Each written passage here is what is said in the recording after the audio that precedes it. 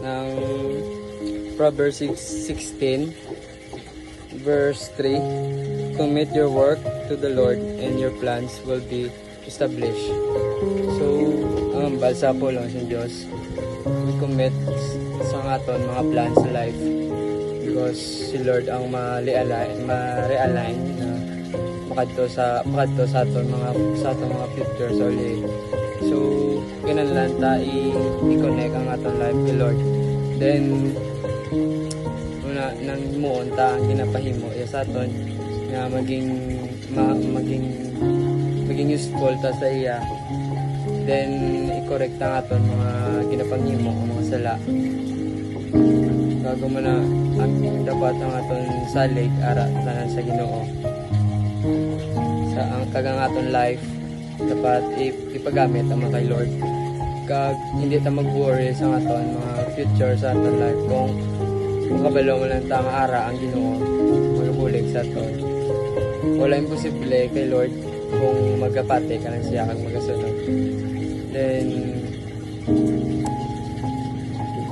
hindi ka magkabala kasi mo kuhan yung future sa future or goal mo sa life because si Lord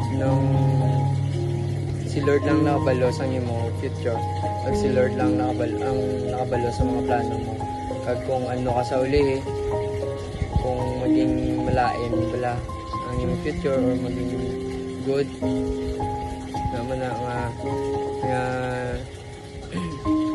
hindi tanan nga plano sang tao ng paralan sa ila kundi ang Ginoo kisa aga decide sa aton mga future o sa aton mga plano sa life.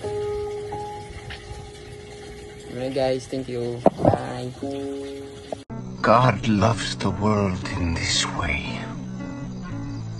that He gave His only Son, that whoever believes in Him shall not perish, but have eternal life in Him. This isn't just a verse. It's a powerful declaration of God's love, a love that reaches beyond any human understanding. Imagine it.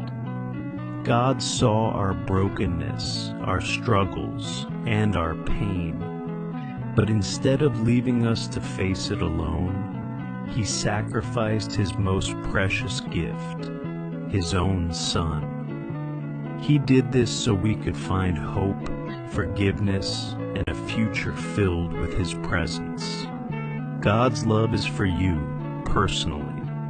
No matter your past mistakes, your doubts, or your fears, His love remains constant. He's calling you to believe, to lean on His promise of eternal life, a life where you're never alone, always cherished, and endlessly loved. God is reaching out to you, offering a love that will never let you go. And He wants you to know that the Haven app, it's here too.